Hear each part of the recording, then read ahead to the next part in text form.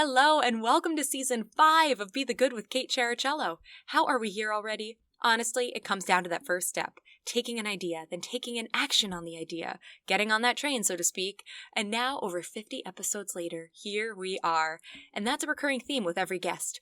We all have the power to make a difference. And once we take the first steps, we can amaze ourselves with what we are capable of and how we can make the world a better place. Be the Good with Kate is all about people doing good in the world while following their passions. Good for their own souls and for others. I get so excited about each and every episode of Be the Good to share with you, and I hope you find inspiration in these people and stories. If you're new here, welcome, and if you're returning, thanks so much for your support. I'm so glad you found Be the Good and would love to hear from you. If you also want to continue to spread these stories of good news, I'd be thrilled if you shared via Instagram, Facebook, email, however you can. Every share, subscriber, like, review on podcast platforms, comment, and so on helps me to share these guests' wonderful works to more people. Thank you for your help in this. Now, on to this week's episode. Let's spread a little more goodness in the world. Today's guest on Be the Good is the creator and founder of Little Red Fashion. He is the author of children's book, The Little Red Dress. With a strong focus on representation, my guest today states that his mission is to empower the next generation of fashion lovers, leaders, and creators through building stories and characters, along with tools and resources for kids and their grown-ups. You can find him featured in articles such as Why We Must Disrupt Fashion Education, and find him on a plethora of podcasts ranging from fashion to talking about success after international adoption, which many of my listeners know I'm very passionate about adoption as well. He's been an advocate since his first speech on anti-Semitism at the age of 13 and has been a part of many organizations and causes ever since. So Jonathan Joseph, welcome to the show. Thank you so much for having me. It's such a pleasure to be here. I'm really excited to dive into things with your audience. Please tell us more about who you are and what do you do in your own words. Sure, absolutely. So I often refer to myself now as a recovering consultant, having been a consultant in both the private sector and charitable sector for many years. And now I run Little Red Fashion, which is the first fashion education company focused on children K through 12.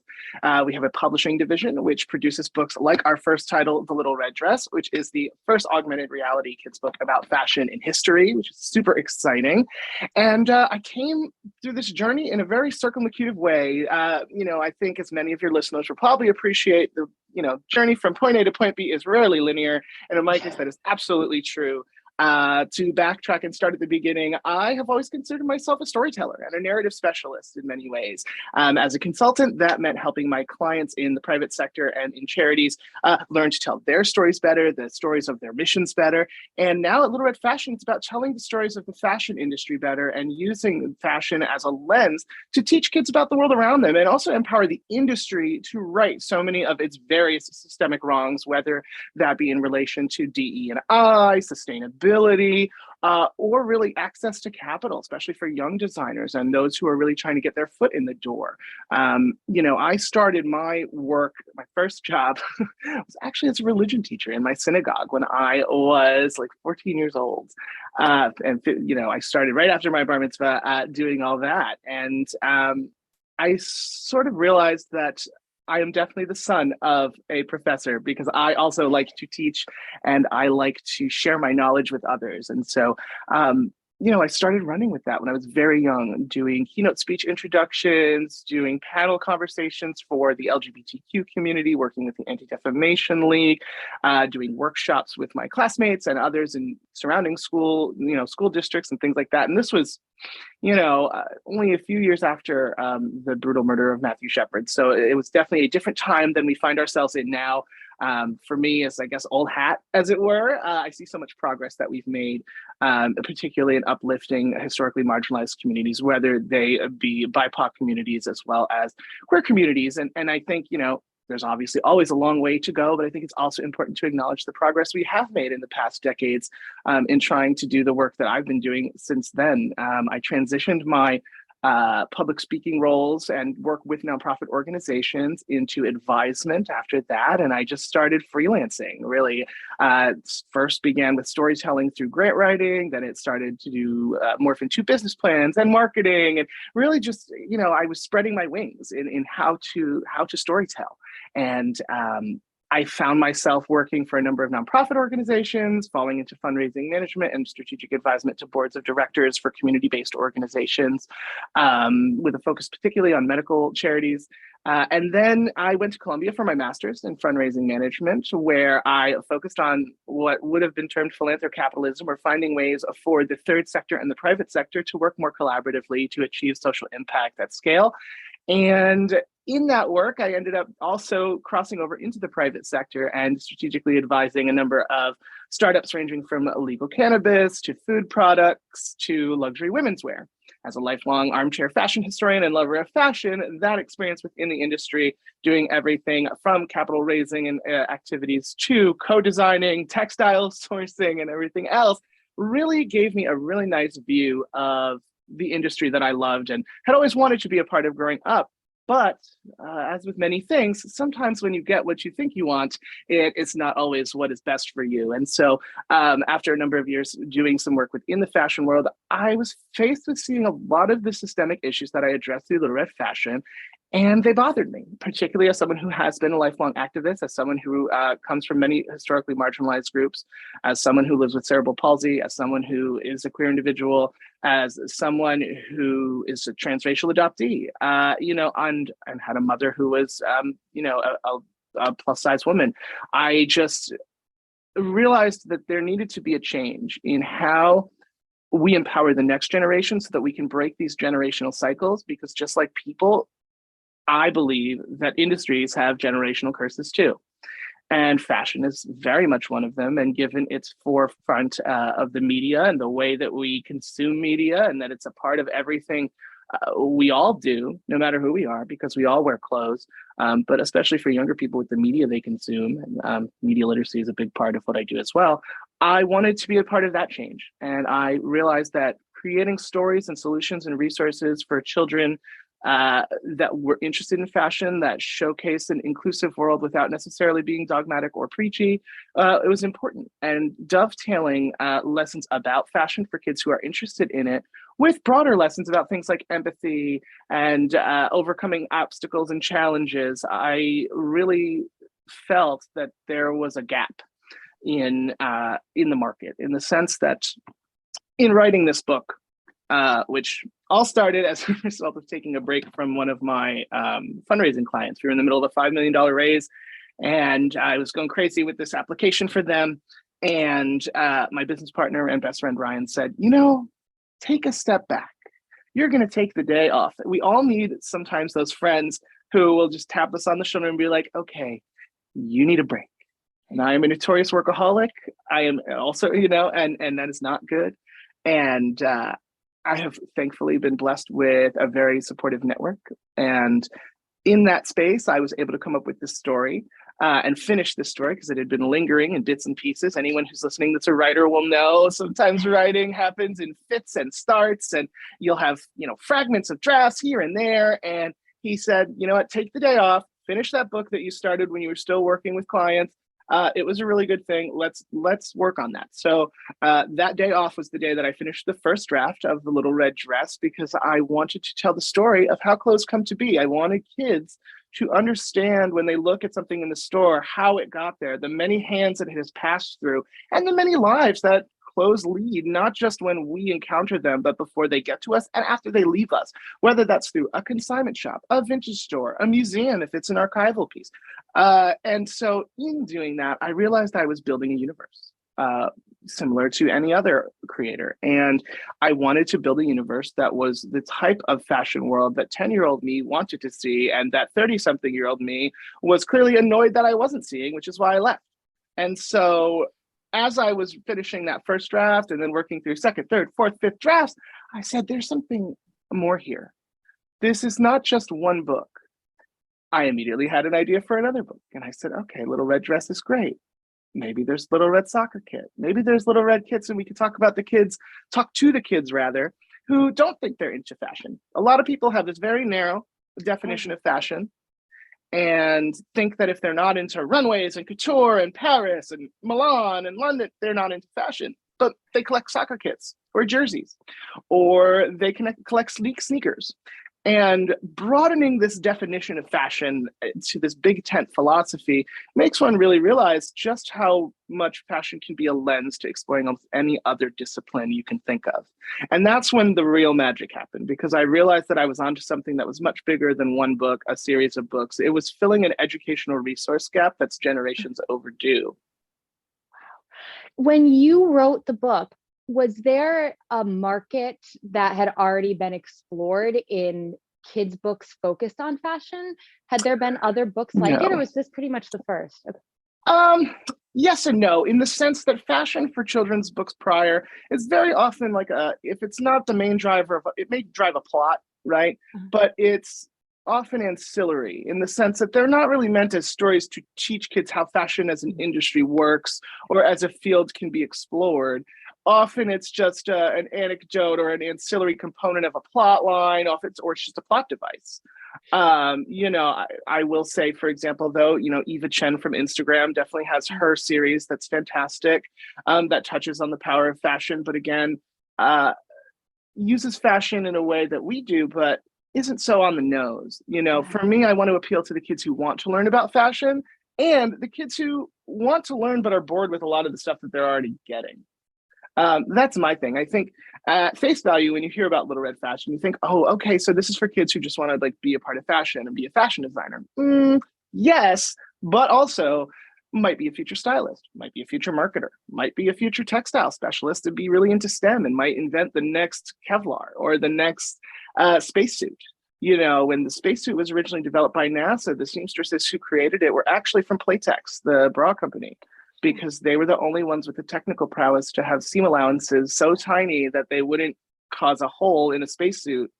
And so, seeing the world through a fashion lens is really what the common denominator is. And because clothing is so universal, it can be used to build bridges of understanding with other complex topics or issues, even if you don't think of yourself as a fashion person. So I think for me, it's also about just broadening what it means to say fashion. Well, that makes so much sense, because thinking back to my childhood, I was very much in the arts. So that is there's lots of costumes and that idea of fashion and that world and learning history. But it wasn't until I was an adult that I randomly would read or hear piecemeal about the actual everything else. And it's like you said, even just that one NASA story, there's so many of those stories, and just about all these details and how fashion fits into cultures and now, and like you said, finding the new ways of using fabrics and what kind of fabrics you can come up with. That's amazing. So I love that you are focusing on the kids and teaching them, but as you said, not preachy. I love when you said that. Yes, absolutely. I truly believe that fashion is for everyone. And I also believe, in today's political climate, it's very easy to be polarized one way or another. And as someone who spent the greater part of my early life in activist spaces, there comes a certain point when I decided that activist circuitry is not necessarily always the most productive circuitry to be running when you're trying to make an impact. And while there is a time and a place for it, and it is certainly a skill that I think every activist should have, is stepping into that space of righteous indignation and anger over injustices X, Y, or Z, it is not a recipe for a peaceful life.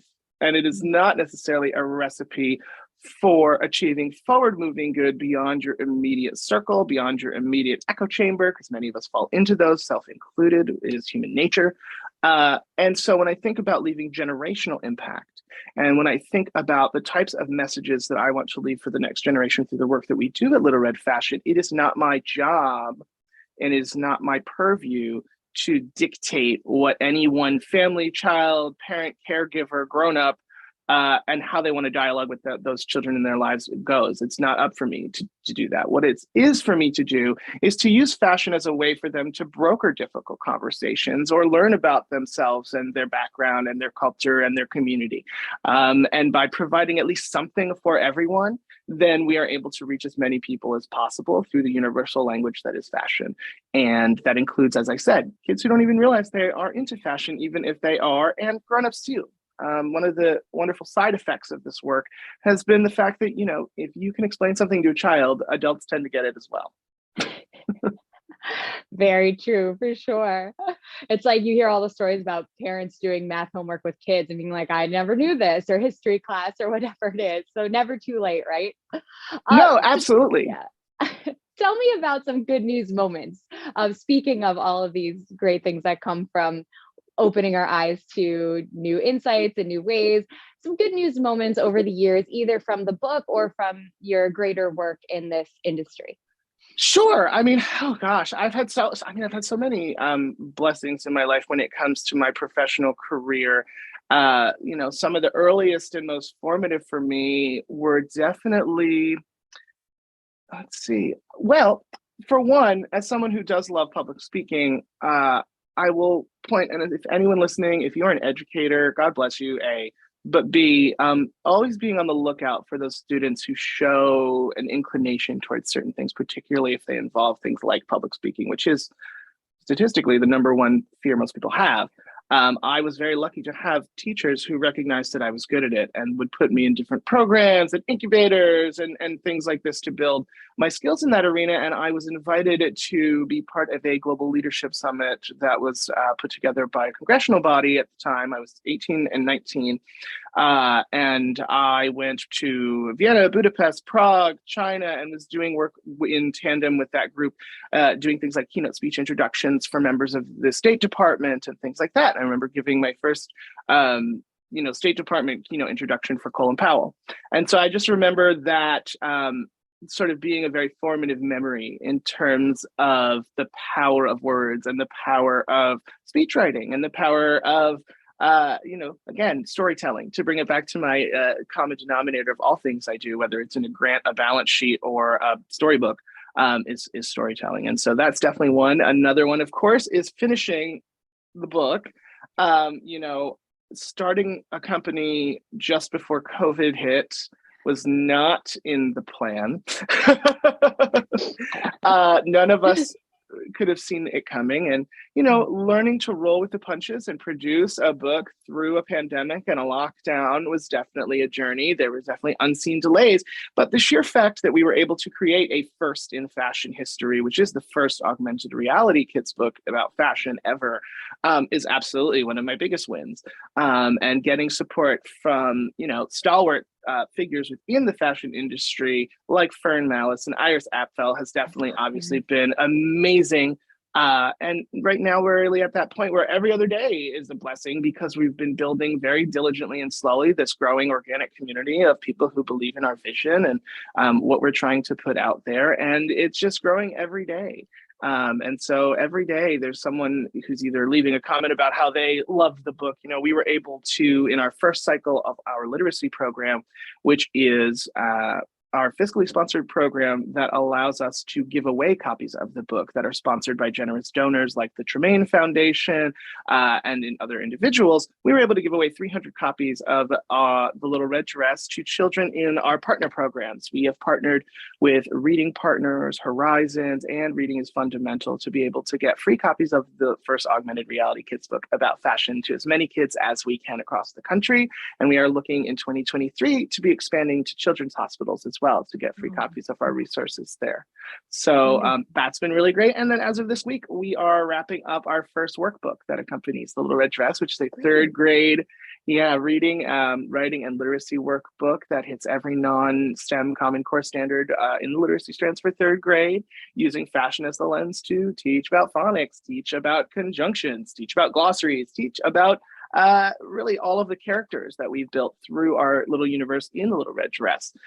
Because as I mentioned before, that non-preachy, non-dogmatic angle, we simply present our diverse cast of characters. And anyone who takes a look at our Kirkus review will see that the critics definitely agree in that we showcase a very broad range of characters. And now our job is to really flesh them out as they will be reappearing in different parts of their lives throughout our universe at Little Red Fashion, including Kiki, our model, who is both a model and a photographer, as well as a type 1 diabetic. And then we have, of course, Sadie, who is our fashion historian, who rescues the little red dress from the consignment shop and takes it to be repaired and showcased at the museum. She's our curator character. And through that and being able to do that, has been a journey for me. As I said, I love storytelling. I will freely admit that writing a workbook was not the type of storytelling I ever really thought I would be doing. But through these reading passages, we are able to, again, really drive home really intense messages of diversity, equity, inclusion, and sustainability in really approachable ways that are not dogmatic, even if it's as simple, for example, as having a fill-in-the-blank passage that is centered around Black hair and Black hair care and the experience in when a woman goes into a salon and has to write a complaint letter because the stylist didn't know how to handle her hair. And it's these not so obvious ways that we look to use fashion and beauty as a tool for building up the future instead of repeating these generational cycles of toxicity. I think kids are so much smarter than we give them credit for, and creating a media literate generation is extremely important. And part of that is making sure that they understand that when they see a manufactured message, that they know not only that it's manufactured, but that they have a role and a say in what messages they consume. Mm-hmm.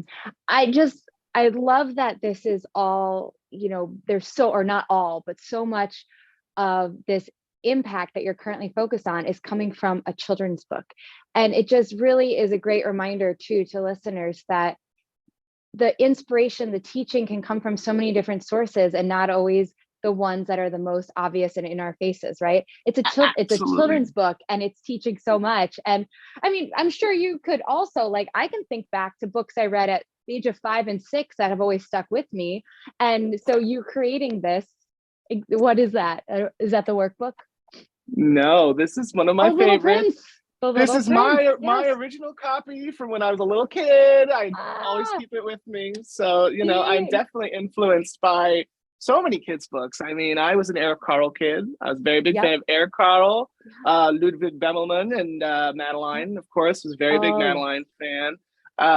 Even within the Little Red Dress, I would say our illustration style is definitely very much informed by the world of fashion illustration itself, to pay homage to it, of course. And the augmented reality piece was very important as well, because frankly, when it comes to the mainstream publishers, they use it like a gimmick. It's a gimmick. Okay. I don't, as an independent publisher, I have no problem saying this because I'm not in bed with any of these large publishers.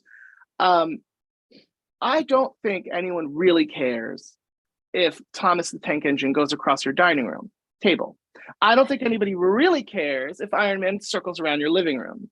But I do think people care if you can take a kid's book that children as young as 4 enjoy and can create through the app an experience that kids as old as 12 enjoy. Nice.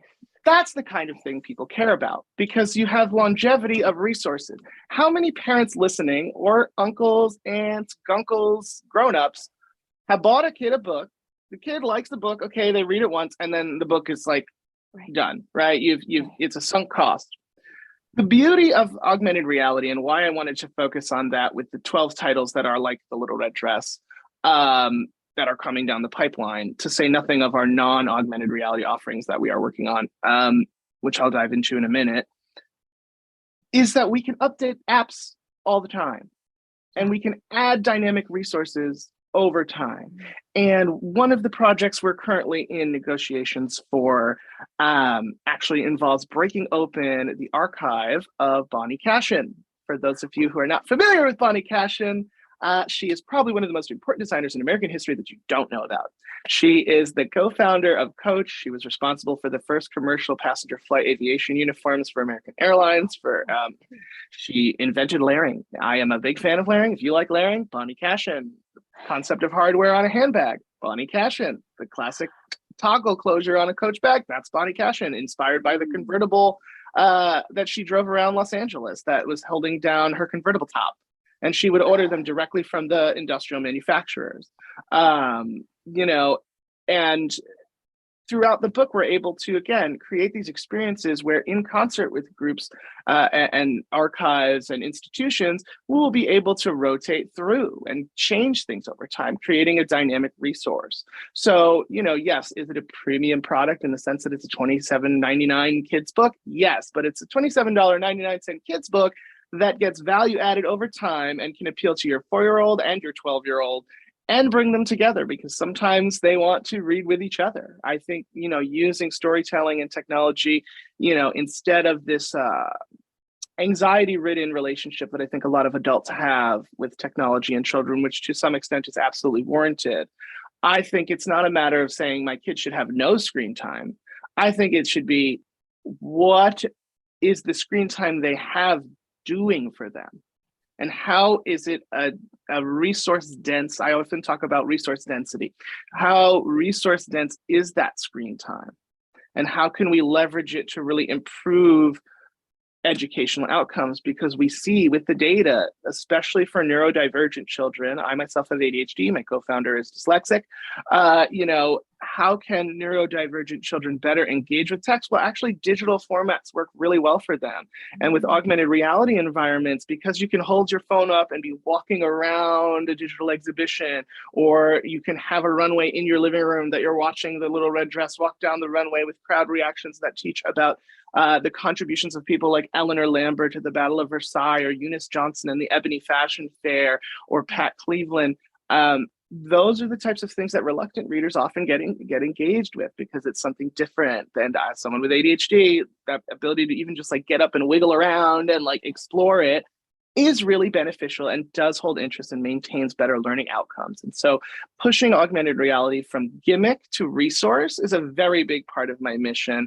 I'm very excited with the work we'll be doing with Dr. Stephanie Lake from the Bonnie Cashin Archive on a couple things, one of which is, for example, a deck of cards with prompting questions to talk about some of the core philosophies that were central to Bonnie Cashin's work and the concept of Cashinism, and then using that to create, through QR codes on the back of each card, interactive museum exhibition spaces with our never-before-seen archival information that tie to each card. So that's 27-room museum in a box, basically. And so pushing the envelope in terms of these kinds of resources and using fashion for its resource density as a use case, I think is really important in just pushing the future of augmented reality as education technology as far as it can go. Because right now, I, for one, am very unimpressed with what these multi-billion-dollar juggernauts are doing when it comes to AR. I don't think it's ethical to just slap augmented reality on a book and charge people $18 for a subpar experience. I think that parents, educators, school districts, and anyone who has a vested interest in really the next generation, I think we want more for them. And I think the problem is that people just don't know that people like me and my team are doing things like this, because we're up against multi-billion-dollar advertising budgets, so they can sell you a gimmick. I mean, I'm learning so much sitting here, and you know, I feel like I'm surrounded by a lot of children in my life, but that I don't know any of this. Like there's so much out there. So thank you also for this is so educational for us too. And wow, talk about being busy. You are nonstop, aren't you? I am. I do sleep, I swear, like a good 7-8 hours a night. I do. That's balance good. is everything. But I have to tell you, I wrote this down because I said I have to say this out loud in this interview. At the bottom of your website, I did not miss the oh so relatable footnote that says, I quote, "Powered by coffee, a lot of coffee, and pathological optimism." Said, I know I'm gonna like you, and I hadn't even met you yet. It's true. It is true. I was adopted from Colombia, so like the coffee thing is definitely like in the blood. In your blood, yeah. You know, I have my morning French press every morning. That's my thing. That's my me time. I'm sure a lot of listeners can relate. Like, the house is quiet. You sit there with your cup of coffee, just breathing, getting into your day. Yeah, I love coffee. Wonderful. So going along with that, what kind of mantras, sayings, quotes do you have that help you through each day and the hard times? Oh boy, I have a couple. So I've been a Yeah. Buddhist for 20 years. My first company called Art of Dharma was a Buddhism-based mindfulness media company similar to Elephant Journal. We started like user-submitted content model way back in 2009, or 2009 to 2014. By the end of our tenure, we were reaching about 12 million people a month. So very much big into mantras and mindfulness in the Western Buddhist tradition. I'm a Mahayana Buddhist. I was raised Jewish and Catholic. And so for me, I have a couple mantras. One of them, of course, is just the simple phrase, infinite compassion. Like if you have that moment where you're about to be triggered by something, or you catch yourself about to engage in like a cyclical pattern that's not going to serve you in some way, infinite compassion works really well, because it's either going to go outwards towards the person that's triggering you or inwards towards the thing in yourself that's being triggered. And you can kind of remove some of the guilt, pain, shame from it by having that infinite compassion towards yourself, which tends to be really motivating.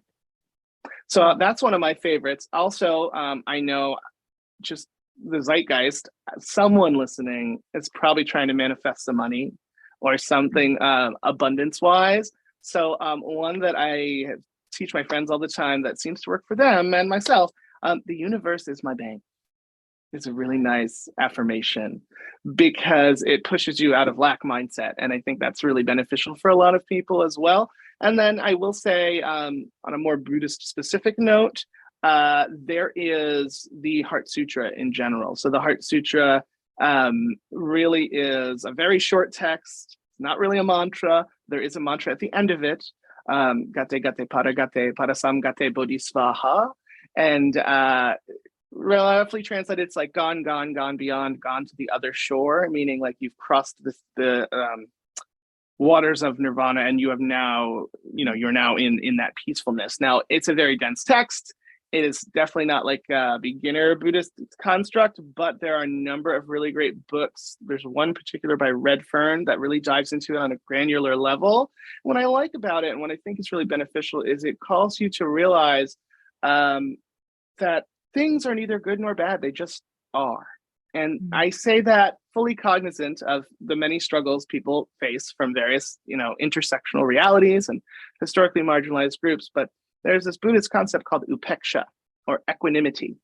We might in the West call it even keeledness. Like when something good happens, you're like, yay, I'm celebrating my win, but you're not letting it go to your head. And if something bad happens, you're not, letting it really eat away at you, but you're acknowledging it and letting it pass. And upeksha is really my goal with studying the Heart Sutra. I've been studying it for years. It's one of my favorites. So anyone who's really trying to like de-trigger themselves, that's a good place to start digging. So those are two mantras and a longer text / construct that I think might be beneficial. Oh, fantastic. And I have things to look up now too. Excellent. Yes, I might have the cover of the book. Yeah. If I do. If you're listening to this, as you can see, I have no. Go to YouTube. Yeah, you have all your props around all your books. All my books. The Heart Sutra. Right. It goes line by line through it in Sanskrit. It's fantastic. By Red Pine. I'm sorry, translated a commentary by Red Pine. I've given away this book so many times. I just keep buying it. It's one of those. Fantastic. Oh, I look forward to looking it up. Hey, Jonathan, if I have one more question for you, what would you tell someone who wanted to make a difference, who had, like, you were obviously so passionate about so many things and you found a way to tie it all together into this career? And what would you say to someone who just doesn't know how to start, but they want to make a difference?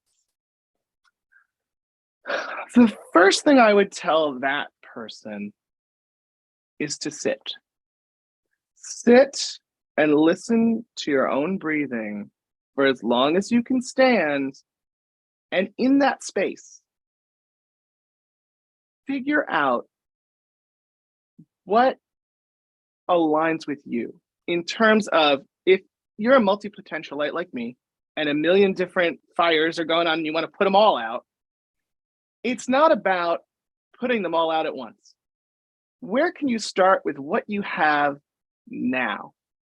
Maybe what you have now is work to do on silencing the buzz. I think a lot of people are so anxious to make a change that they just jump into something without that forethought. So I'm a very big proponent of sitting, collecting yourself, and seeing what you want to change and why.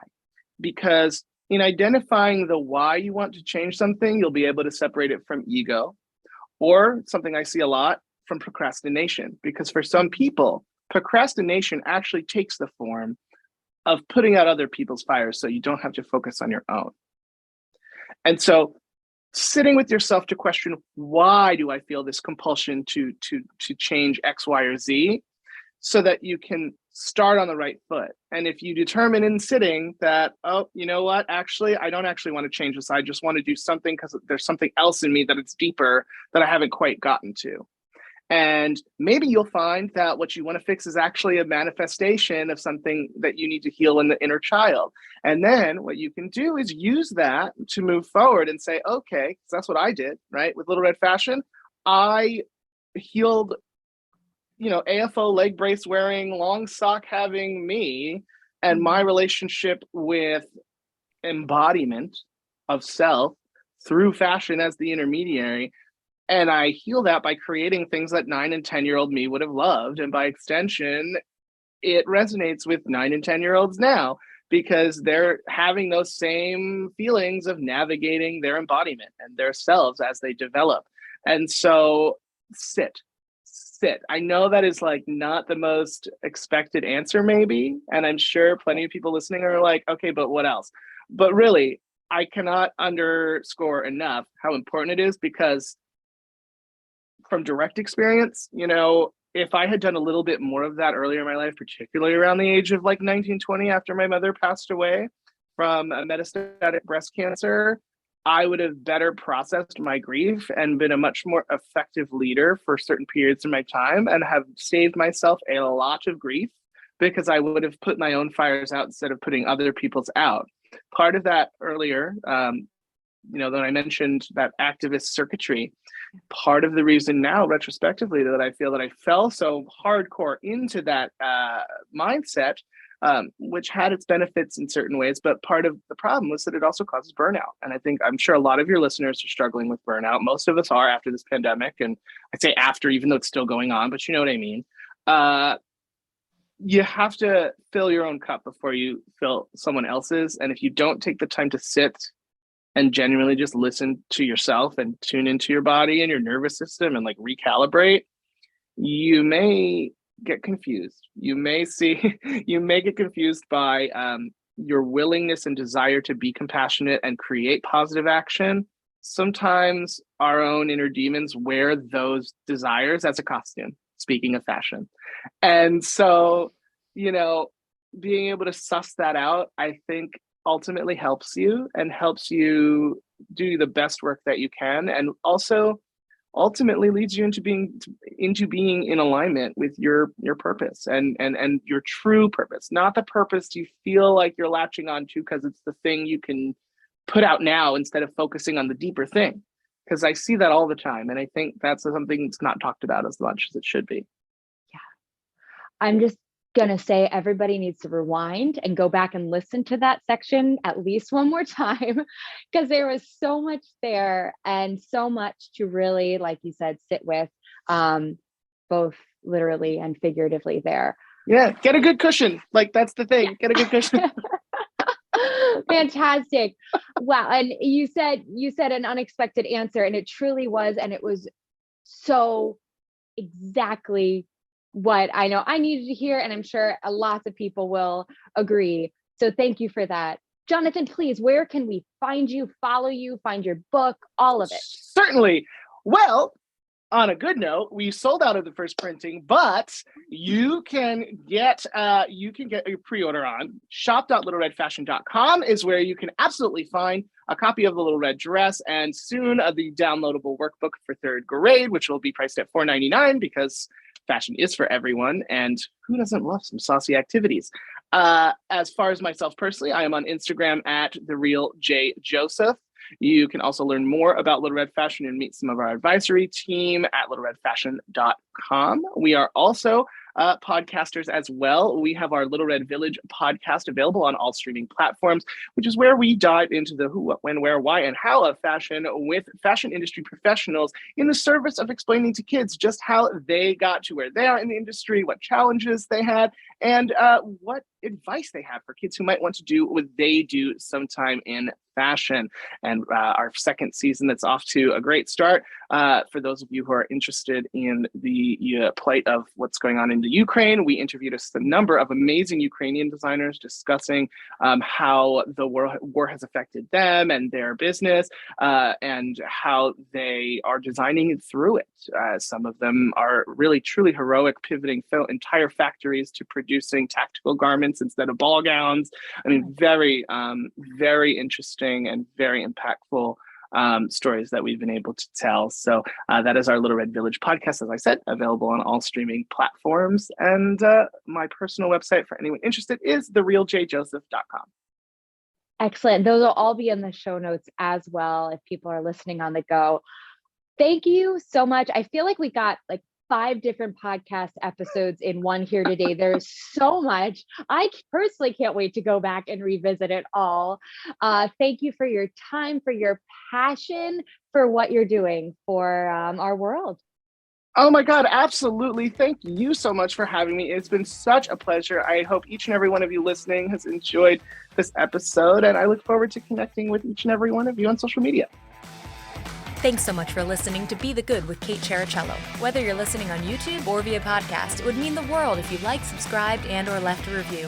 You heard about the good? Now go out and be the good in your life this week. If you have stories of good news that need to be shared, please send me a message. Thanks again, and have a great week.